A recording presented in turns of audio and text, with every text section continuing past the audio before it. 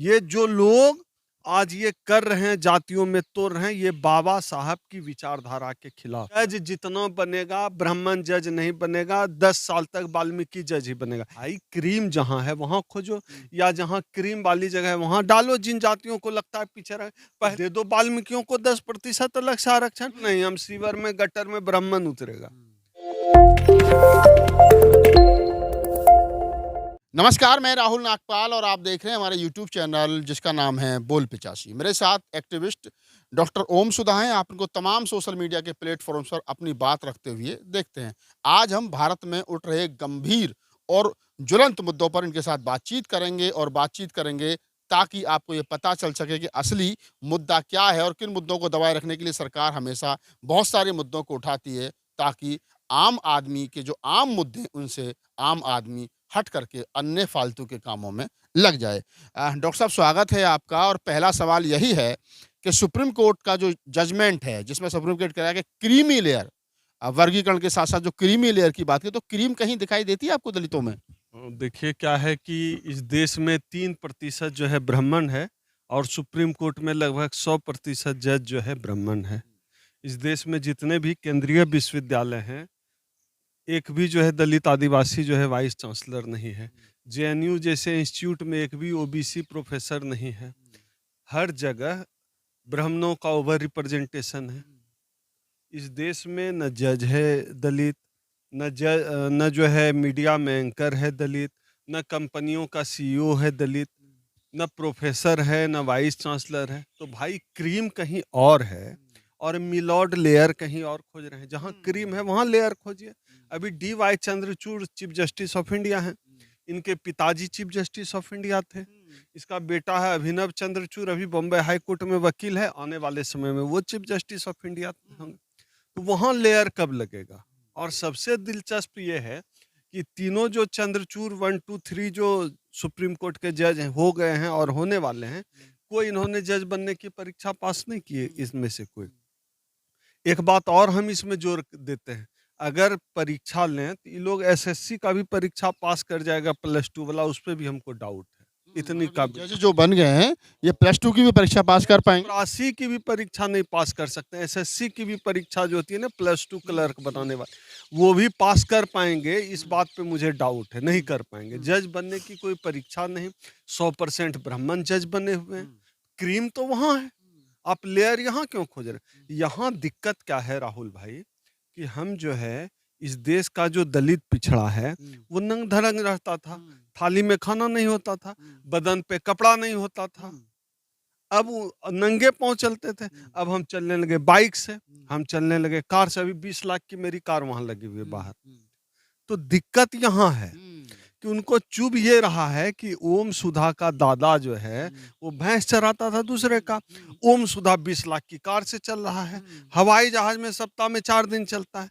अब दिक्कत समझिए, आप जिनके सामने नंगे पाँव चलते थे, वो हवाई जहाज से चलने लगा, कार से चलने लगा। तो दिक्कत यहाँ है, नंग धरंग रहता था। मेरे दादा क्या करते होंगे? नंगे रहते होंगे ना, भैंस चराने जा। और हम जो है अभी ये जो हम कमीज पहने, इसकी कीमत 6500 रुपया, 6500। ये दिक्कत है। उनके सामने आप खाट पे नहीं बैठते थे। अभी हम सोफा पे पैर चढ़ा के जहाँ बैठते हैं, मेरी आदत है, हम पैर पे पैर चढ़ा के सीना तान के बैठते हैं। ये दिक्कत है। इस खेल को समझिए।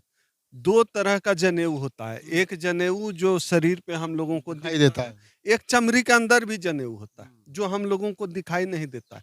मुझे लगता है कि जो लोग दलितों के थाली में खाना, जो दलितों के शरीर पे कपड़ा देकर जिनको परेशानी है, उनके चमड़ी के अंदर जनेऊ है जो दिमाग पे चढ़ा रहता है। उनके उनकी कल्पनाओं का दलित राहुल नागपाल नहीं है। उनकी कल्पनाओं का दलित ओम सुधा नहीं है। उनकी कल्पनाओं का ओम सुधा PhD होल्डर कैसे, डॉक्टरेट कैसे कर सकता ओम सुधा? ओम सुधा को तो बस ऐसे ही रहना था, गटर साफ करना था। उनका पैखाना माथे पर ढोना था, उनके लिए गाय दूहना था, उनके लिए मजदूरी करना था। ओम सुधा PhD कर गया, ओम सुधा प्रोफेसर होगा, ओम सुधा जहां होगा लीडर होगा। इस बात से परेशानी है। असल दिक्कत समझिए, उनकी दिक्कत क्या है। अब क्या है कि सोशल मीडिया का जो इमरजेंस हुआ, मैं पूरा कंक्लूड कर देता हूँ, जहां से आधार लेकर चलो। सोशल मीडिया का इमरजेंस हुआ तो दलित देश भर के एक हो गए। खास तौर पे जो अम्बेडकराइट है, दलित, आदिवासी, पिछड़े सब अवेयर हो गए, क्योंकि पहले सिर्फ वही देखते थे हम जो ब्राह्मण दिखाता था। अब वो भी दिखने लगा जो राहुल नागपाल चमार दिखा रहा है, जो ओम सुधा चमार दिखा रहा है, बोल रहा है, वो भी सुन। अब ये भी एक, तो इससे एक व्यापक जनमानस तैयार हुआ, और जो दलितों के खिलाफ जो पूरा ब्राह्मणिकल स्ट्रक्चर था, उसके खिलाफ 2 अप्रैल 2018 को एक विस्फोट हुआ, बड़ा विस्फोट हुआ। विस्फोट हुआ तो यह जो आरएसएस बीजेपी माइंडसेट, चाहे मैं किसी पार्टी, मतलब खाली बीजेपी नहीं, आरएसएस माइंडसेट मतलब जो कांग्रेस में भी आरएसएस के लोग हैं, अन्य भी किसी पार्टी आरजेडी में भी हैं, जो सपा में भी हैं, जो ब्राह्मणिकल माइंडसेट के लोग हैं, उनके दिमाग में विस्फोट हो गया, अरे ये क्या हो गया, ये तो झोला ढोने वाला था। कभी एक्सेप्ट ही नहीं किया था। हाँ, तो ये उम्मीद नहीं की थी कि इतनी बड़ी एकता दलितों पिछड़ों की बन जाएगी, और 2 अप्रैल 2018 में हमने करके दिखा दिया कि अब जो है उल्लू बनाना आसान नहीं है। हम समझते हैं चीज़ों को, अब हम सुप्रीम कोर्ट के फैसले की बारीकियों को भी समझने की क्षमता रखते हैं, और उसका काउंटर भी कर सकते हैं। तो उनके मन में 2 अप्रैल 2018 से ही खास तौर पे आरएसएस के दिमाग में चल रहा था कि इस दलित एकता को कैसे तोड़ी जाए। कैसे खंडित किया जाए। हाँ, उसके लिए उनके दिमाग में एक लॉन्ग टर्म प्लानिंग थी, और ये सुप्रीम कोर्ट के माध्यम से ये उसने उपवर्गीकरण करके ये ले आए। अब कहते हैं, आपने कहा क्रीमी लेयर की चर्चा की इंट्रो में ही, क्रीमी लेयर, बहुत बढ़िया बात। आप ये बताइए कि आरक्षण का लाभ उठा के कितने जो है चमार का जो है 100-200 एकड़ जमीन हो गया, कोई है आपके जानकारी में हो तो बताइए भाई, नहीं है। आप तो काम कर रहे हैं समाज में। कितने दुसाध का जो है 10 शहर में कोठी है, कितने मातंग महार का जो है 3-4 देश में जो है अपार्टमेंट फ्लैट है, बिजनेस है, फैक्ट्री है, आरक्षण का लाभ उठा के। भाई दिक्कत है हमको, मेरे मेरे शरीर पे कपड़ा ही उसको क्रीमी लेयर दिखने लगा। आप समझिए दिक्कत, वहाँ जज बने हुए हैं, वहाँ आपको क्रीमी लेयर नहीं दिख रहा है, वाइस चांसलर बने हुए वहाँ क्रीमी लेयर नहीं दिख रहा है, मीडिया हाउस के मालिक बने हुए हैं, क्रीमी लेयर नहीं है। आपको हम खाना भी खा लें तो क्रीम दिखता है, मैंने क्रीम कहीं और है, लेयर कहीं और खोज रहे हैं। इनके कल्पनाओं के दलित हम नहीं हैं, इनके कल्पनाओं का दलित राहुल नागपाल नहीं है, इनकी कल्पनाओं का दलित ओम सुधा नहीं है। सारी परेशानी की जड़ यहाँ पे है, इसलिए ये वर्गीकरण करके ले आए हैं। और दुखद पहलू इस पूरी घटना का ये है राहुल भाई, कि कुछ लोग जो आरएसएस माइंडसेट के लोग हैं, बाबा साहब की पूरी कल्पना सोचिए, 6000 से ज्यादा जातियों, तमाम जातियों को लेकर एक अनुसूची में लेकर आए, अनुसूचित जाति बनाए। ये जो लोग आज ये कर रहे हैं, जातियों में तोड़ रहे हैं, ये बाबा साहब की विचारधारा के खिलाफ जा रहे हैं। ये पूरे बाबा साहब अनुसूची में आप ये कह रहे हो कि वर्गीकरण जो है वो कहीं न कहीं सुप्रीम कोर्ट या सरकार के इशारे पर जो भी हो रहा है, ये इसलिए हो रहा है कि किसी भी प्रकार से समाज को लड़ाया जा सके, और जो उसका समर्थन कर रहे हैं कहीं न कहीं वर्गीकरण का, ये वही लोग हैं जो कहीं न कहीं समाज की जो बाबा साहब की पूरी इतनी बड़ी आइडियोलॉजी थी, उससे इत्तेफाक नहीं रखते। हाँ, और उसी आइडियोलॉजी को बाबा साहब अनुसूची में लाए, मान्यवर कांशीराम ने और विस्तार रूप दिया बहुजन, और बांध दिया समाज को बहुजन, लेकिन उसके पूरे खिलाफ है ये। लेकिन जो लोग या तो जाने और या अनजाने, जो लोग अभी इसको हवा देने में तुले हुए हैं, वो बताएं, इनको हवा दे रहा है ना आरएसएस बीजेपी। आरएसएस बीजेपी ले आए लेटरल एंट्री, 45 सीट फिर से जो बैक कर दिया, सब वाल्मीकि को कर दे भर्ती, वाल्मीकि की ज्यादा चर्चा है, औकात आरएसएस करेंगे? कोई जो है चमार उसके खिलाफ नहीं जाएगा, हम गारंटी ले रहे हैं। करो भर्ती, सुप्रीम कोर्ट में जज बनाओ वाल्मीकियों को, सिर्फ स्पेशल वैकेंसी निकाल दो कि एक भी ब्राह्मण जज अगले 10 साल, SC/ST का बैकलॉग भी है। कुछ नहीं, एससी जज जितना बनेगा, ब्राह्मण जज नहीं बनेगा, 10 साल तक वाल्मीकि जज ही बनेगा, एक दलित खिलाफत नहीं करेगा, वो ब्राह्मण को दिक्कत है यहाँ। तो भाई क्रीम जहां है वहां खोजो, या जहां क्रीम वाली जगह है वहां डालो, जिन जातियों को लगता है पीछे रहे। पहले तो ये पूरा जो है इनका आंकड़ा, बिना आंकड़ा के ये नास्त्रे दमस के नाती हैं, इनको कहां से सपना आ गया कि जाति है खाली, वो जाति पीछे रह गए।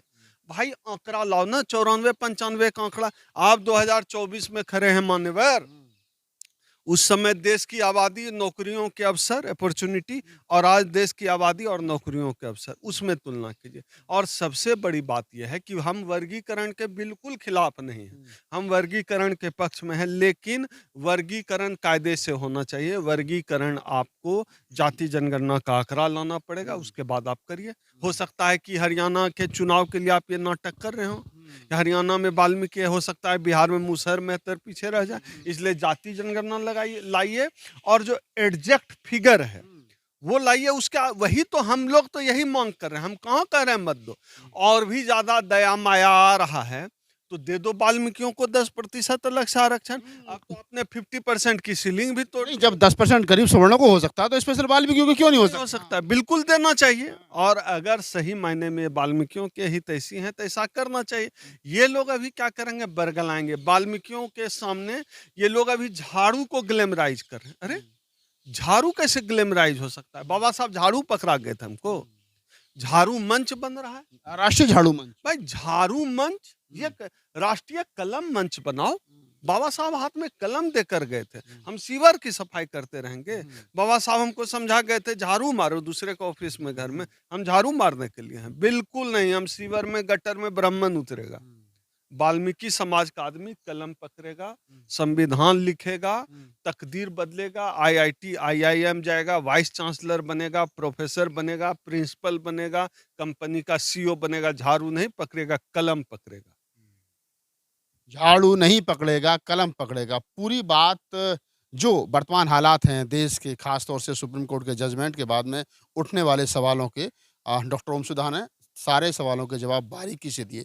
जो लोग इसको लेकर के खुश हो रहे हैं उनको भी थोड़ा सा बारीकी में जाना चाहिए। जो लोग 95 और 96 को हरियाणा और पंजाब के आंकड़े लेकर के सोशल मीडिया में रोज शोर मचा रहे हैं उनको भी समझना चाहिए।